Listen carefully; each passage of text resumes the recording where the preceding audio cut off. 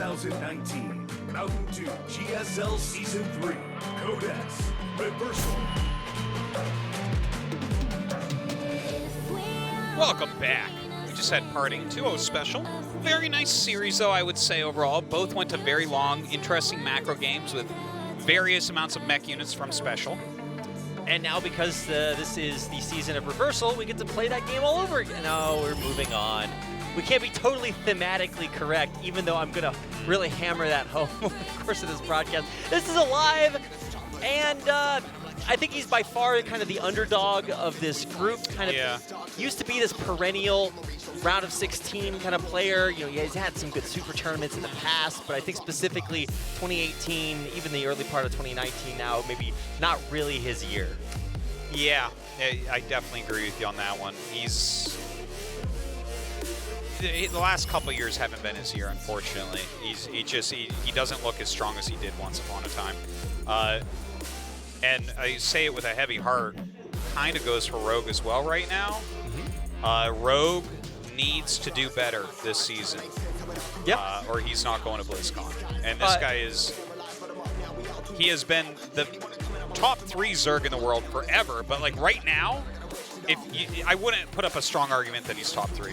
Yeah, I remember when this was an IEM Rogue tournament. I mean, he has had kind of the highest of highs, and like you said, was always in that top Zerg conversation. But lately, he has really, really struggled. And you're right, he will need a top 4 finish, just based on the way the point standings are right now, to get over that threshold and qualify for BlizzCon. So does the top 4 lock him? Do you know? So the only thing you can predict are the way that the standings are right now, right? Yeah. So you need to, at minimum, reach more points than the person who has more points than you. And we still have one more super tournament. Right, so there are more points out there, but right now, if he got top 4, then that would put him over. Okay. The game's ready. We're heading on to Thunderbird for our first match.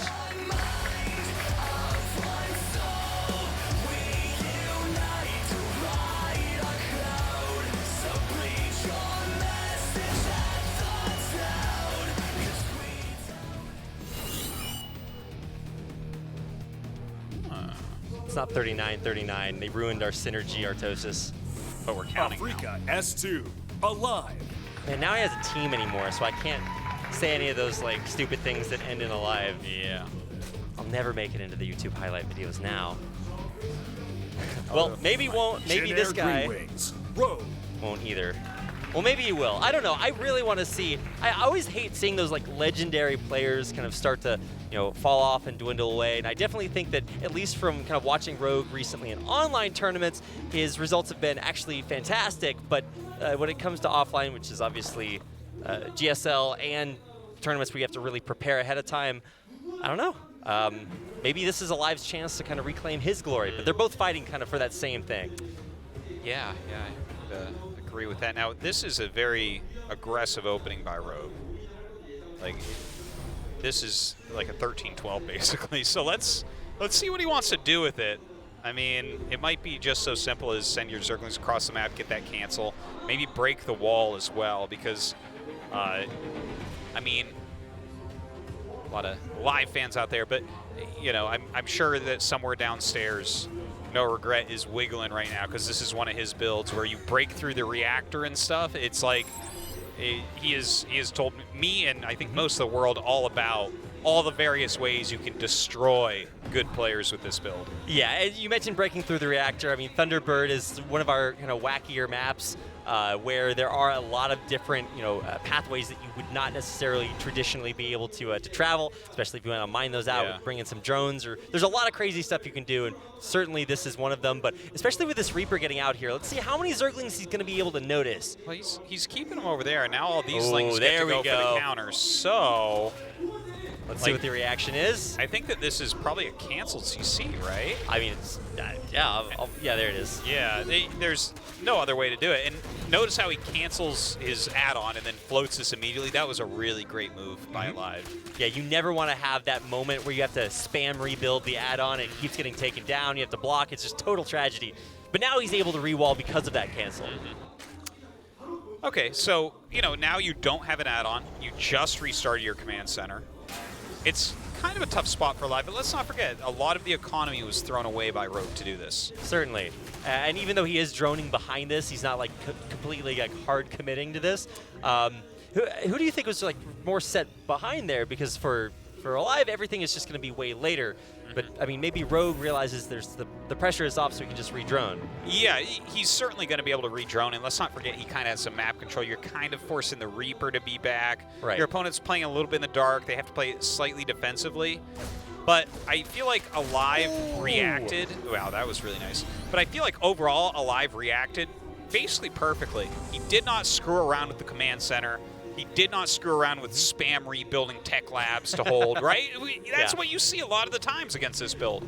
Yeah. So I think that he dealt with it well. So while I'm feeling fine about the overall position of the Terran player, I still feel like Rogue is okay just because aLive hasn't shown, you know, the ability to win in GSL this year, as brutal as that is to say. Yeah, I mean, he's good enough to qualify for this tournament, but to give you a context, in order to qualify, he lost the first day's qualifier, and then on the second day's qualifier, he beat Nice and Armani and qualified that way. Okay. I think it was Armani. Yeah. I mean, Armani's pretty good, but, you know, that's not... You're not knocking out someone that's a round of 32 player every season, and you're not knocking out a round of 16 player for sure. So, not the hardest path. Yeah, and I think for aLive, you know, he also recognizes that he has a lot to prove here. You know, we might say it, but obviously the players feel it when their performances haven't been, you know, living up to the hype. But I don't know. I'm open-minded. So let's see what the follow-up is going to be. There's a Banshee on the way, 2 more racks in production, and we're getting double engineering bay behind it too. Yeah, a lot of spores went up there by Rogue, so he's pretty ready for this harassment. Baneling Nest coming up, more lings being made. Not sure exactly what the... Oh, is he... Oh, wait, no, never mind. I was like, is he going to do a drop? No, he sees the command center. Anyways, not sure if Rogue is going to like pull the trigger and try to get aggressive again. I mean, I don't think so. Obviously, we do see the Baneling Nest coming down, but he's just massively droning behind this. So not really. Kind of both players recognizing, wait, this is the place where we power up and get ready for phase 2. I wonder if the Baneling Nest is a nod towards the possibility of a Hellbat Banshee push, right? That's definitely something that you see from time to time. I can't think of why else you'd be having a Baneling Nest right now, but 5 gases going down at once seems about right. Yeah, for sure. I mean, I guess that's a good way to put him. To use gas. Let's get 5 of them. I mean, he's also building double Evo chamber, right? So he's going to pump some of that into there and continuing to expand and build more drones. He's going up to, I think, 60, about 60 when all this is said and done, 65, 70. He's just not stopping. I mean, Rogue was a little bit of that Zerg TY for a while where he'd just get comically high drone numbers. Well, I really like that style of play no matter what race you play. If you want to get 80, 90 workers, I think it's an awesome way to play. It can get a little bit confusing because your standing army power won't be as strong as your opponent's, but there's ways to play around that, and Rogue is definitely a master of those types of ways. Now, both of them do have upgrades on the way. Obviously, we see aLive's are a lot quicker. He kind of did get himself into this position with that great reaction to the Zergling Rush. So, you know, we might have a pretty strong timing attack coming out of aLive in the future. I hope so, because, man, I just see it so often where the Terran player will kind of pull back and maybe play a little bit too defensively, especially after they're faced with such heavy aggression early on. And you know, right now that's the kind of the mode that aLive is in. He's like, oh, I just need to make sure that I build my depot walls and have all of my defense set up. And this is his way of getting out on the map, trying to clean up the creep a little bit and maybe have an option to do something aggressive. Yeah, clearing some of this creep is really important right now. What aLive should be aiming for is a maxed out 2-2 timing push. Because if he hits that, he's going to be up 2 upgrades. His army's going to be at like peak strength. Rogue is like, I mean, it looks like it's going to be Lingbane Muta here from Rogue, and max out 2-2. As long as you micro that, control that correctly, you're going to be in a good spot as aLive, I think. Yeah, absolutely. I mean, we're not quite maxed out just yet, but I don't think that there's anything. Certainly, aLive's not going to push the issue before we get there. So this is good job controlling this creep. We haven't seen creep make it beyond the halfway point in the map, and that's kind of strange for a game that has been this passive, because usually you'll just see chaotic creep spread during these moments.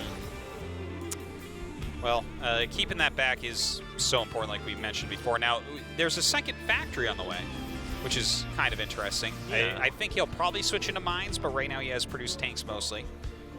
A move out occurring. I wonder what his idea is with this. Like, is he going to try really hard to push the fourth? It seems that way. A good job raising the depot right there, but obviously everything else outside that depot is probably not going to have a great day. And even though he pulls the majority of those links back, he might really not have even needed to. I mean, there's not really that much coming back for it, but here are the mutas, and that's really going to be the tech switch that I'm not sure aLive would have noticed. Obviously, he saw the spire with a scan, but still, this is going to require a lot to deal with, especially without that turret in the mineral line. There's one at the natural, so that's good at least. The Muta's going to jump on it immediately, though. Rogue showing absolutely no fear. Does have to run away as the Marines stem up, though. He's absquatulating there, Artosis. Yes, that was our, he absquatulated those Mutas very quickly. Yeah, now he gets in, and watch as he absquatulates right back out again. Actually, no! There's not enough Marines there, Artosis! Wow, he should have absquatulated his Marines. He That's should have known. You are correct. Your analysis impeccable as always. Yeah, now every other Terran unit might have to run away too. These tanks left unprotected, fodder for the Swarm. Oh my God, those tanks getting Sasquatchulated right there. That's right, no one will believe they ever existed. No, certainly. Link Bane just kind of rolling in right now. No micro on the Marines either. Everything just dying. Man, out of nowhere, Rogue just exploding over everything that aLive has. Yeah, I feel like we can see a difference in player skill by a little bit here. Like, Rogue pulled his attention a little bit. I feel like aLive lost a bit more Marines than he should have, a bit more SCVs than he should have here as well. And now his 2-2 is finishing. So if everything went right, he'd be maxing out right about now and pushing, right? This would be the perfect time, and you should have siege tanks with it or mines or whatever. You know, but he lost those 3 siege tanks in the front of the Lings. Basically, this situation went from this could have been amazing to, okay, we have to play a longer macro game. And the long macro games are oftentimes the places where aLive falls apart.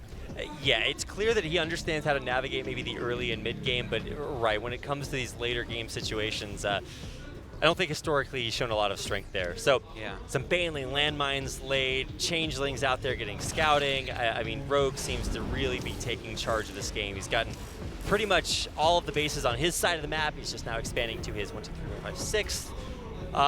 And instead of being able to push out and put on pressure, like you were saying, aLive now has to sit back and defend that fledgling base he's just now getting up. Yeah, you know, at least he is on 4 bases. Like, if he had to start that 4th command center or something, that would have been just the worst. But looks like Rogue, that's kind of cute. Mine's out there to get a little bit of Baneling harassment going on. See how good. Okay, well, we'll never know how that story ends, but they're. Oh no! Okay, I thought those were flanking Banelings, but they're still gonna get in here. Barely.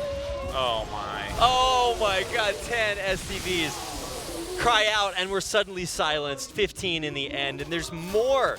Zerg flooding through the tiny cracks in this mineral armor. Oh my gosh. Thankfully, Marines are good, so he holds on there, but still losing more and more. Rogue is playing a really strong game, man. Oh, and a Nidus too. Really strong game. So, I mean, the old meme used to be that Rogue was the sexy boy, but he's reclaiming. Oh, okay, wow. All right, that was pretty sick. Oh, wow. Many wow. Some attractive Widow Mines there. It's a good day to be a Widow Mine, Artosis. I guess so. Look at this, counterattacking as that Nidus opens up. Oh my God, the Baneling's coming out and helping to clean up that army. Rogue is just trading really beautifully with his Link Bane Muta. You know, he's playing so nicely here. Yeah, he's never even put into a place where he has to attack head-on into anything. Yeah. He's attacking from every different direction. The Mutas are harassing, the Niduses are getting in, the Banelings are running by, and it's all just a little bit too much for aLive to handle. Yeah, a lot of the time, that's what can be hard for Link Bane Muta is the head-up confrontations. Right. That's why, you know, the 2-2 timing attack could have been a good idea. But you look at this, it's just counterattacks for days and picking off stray units. Rogue is playing a magnificent game, and aLive is having a hard time defending everything. Yeah, he's just being picked apart little by little, and that's it. GG Rogue takes out aLive in game number 1. All right. I mean, that looked like the Rogue of old. Not stylistically necessarily. Like, Ling Baimita is not always his thing. I feel like he kind of rose up in the time of Hydralisks a lot, but it was awesome play. That was top tier Zerg play. aLive, I feel like he made a few good early decisions, and then his multitasking was a little bit off. His creep spread denial was very, very strong, though, right? There were some redeeming things about aLive's play, but he's got to bring a hell of a lot more than that. Yeah, for sure. I mean, I remember aLive in his heyday as the guy who would perennially eliminate Scarlet and a lot of other very strong Zerg players from the early rounds of, 32 and 16. But it's been a long time since then, and so it's nice to see that aLive at least reacts correctly in a lot of situations. But Rogue clearly the superior player in game 1. All right, Cyber Forest going to be our next map. Pretty small map overall. Maybe aLive can hit a nice timing push here. I feel like that's where his strength is. He needs to get Rogue in that mid game. Let's get into it. Game 2 on Cyber Forest.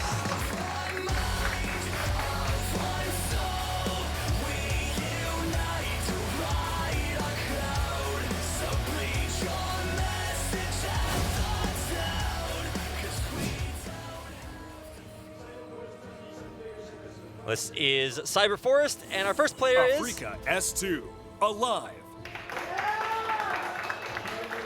I think during his speech, Kevin said something nice about hoping that his players do well. Well, this is one of them. Hopefully, he can live up to the expectations. Yeah. This is Jin Green Wings, Rogue. He's got some expectations too. It's like if you have one of the coveted spots on the last remaining Korean pro game team, you better earn it. Well, I tell you, he is a champion of many, many tournaments. Not GSL yet, though. Yeah, that's true. He's won just like hundreds of thousands of dollars in other tournaments. I think he's the 3rd highest winning player in the world. Probably, right? It's like Mario Innovations, Serral must be up there now. Yeah. I don't check SC2 earnings every day like Todd, so I'm not 100% up to date. Yeah, but you can't tell which players are the best. Imagine.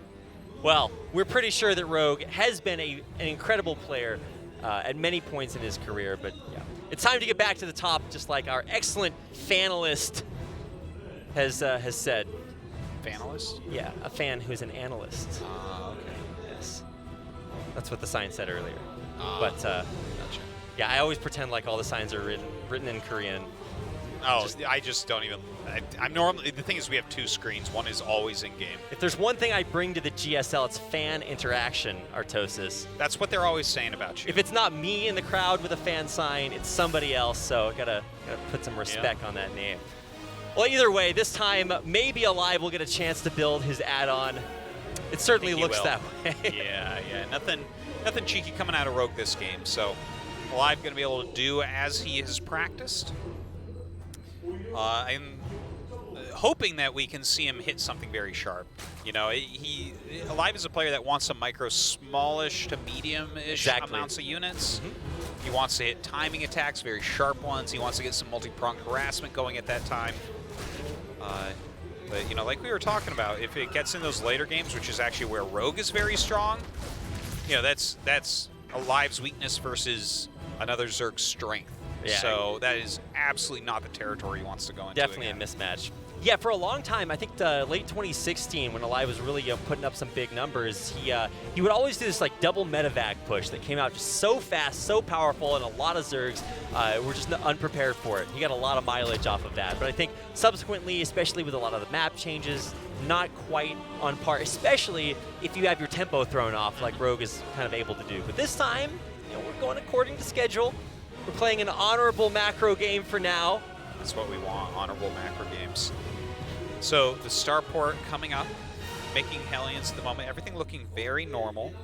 We'll see what type of tech Rogue wants to do with this layer. Well, he's getting it pretty much harassed, unscouted for the meantime. Yeah, I'm trying to keep an eye on this Reaper. Finally, it gets around the Zerglings. Yeah, it'll see that 3rd base. Shouldn't be too much of a surprise. He was pretty actively preventing the drone from getting over to the 3rd that Rogue wanted to take. Popping up, Ooh, but good no. catch, And good now catch. the Queen's pushing it back. I love that type of little to and fro where they both know what each other is doing and how to do it perfectly against each other, and they both still go for it. Because if their opponent doesn't do what they're supposed to do, then hey, you get the Reaper in or something, right? Oh, and there it is. Yeah, All right. I was wondering if we're We're done with the honorable macro time. It's time to get dirty. yeah, that. Kinda Well, I get- guess the Nidus does technically go through the dirt or through the metal plating if that's the tile set for the map. But Wherever here it it is needs to actually go. dirt. That's right. That Nidus really has a can-do attitude. Yeah, no one knows the real science behind the Nidus. Maybe it's Well, I'm sure there's lore somewhere, but I don't think that it all fits in a tweet, so you're safe from that kind of retribution. yes, I guess so. Okay, Nidus just about ready. A lot of Lings out here right now. And I love what he's doing. He's going to hit from the front Oh and my the back. And God. even the patrolling Marine Oh, doesn't see it. no. aLive, I'm so sorry your name is about to be invalidated. Oh, this is bad news. There's the Hellions are running across the map. He's going to lose one stationarily. And congratulations, you're harassing the middle line. But look at what's happening in your base from the front to the my back. God. Everywhere being run over. There's nothing that aLive can do at home. These Hellions harassing are totally perfunctory. GG. Yeah. Rogue. 2-0. That was really, really rough. I think what gets me about that one is that even if the Nidus hadn't came, the Lings just running into the front, those three Hellions on the other side of the map weren't going to do as much if there wasn't a Nidus, right? Because the Queens would be there. So it's like the fact that even the Ling run into the natural was powerful. I just feel like aLive did not play his best game so far today. Yeah, I think obviously a little bit of a misread there, but coming up next, we've got our winners match. It's going to be Rogue versus Parting. Oh, what a game that's going to be. Don't miss it. We'll be right back with our winners match coming up next.